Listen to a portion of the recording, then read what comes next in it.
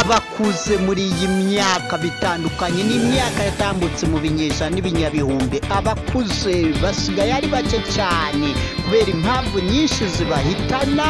Abantu ntibisazire nka kera uko byahoze kuva kare kose mu bakuru n'abakurambere, kubera ihindagurika ry'ikirere.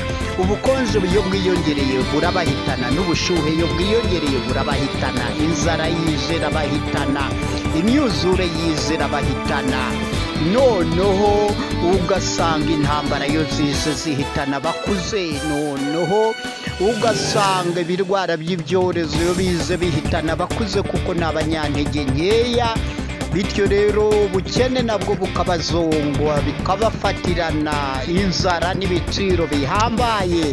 Abakire ntibite n'abategetsi ntibite ku bakene babakuza. Bakuze n'isomero ry'ibitabo ry'abakiri bato riri kurimbuka.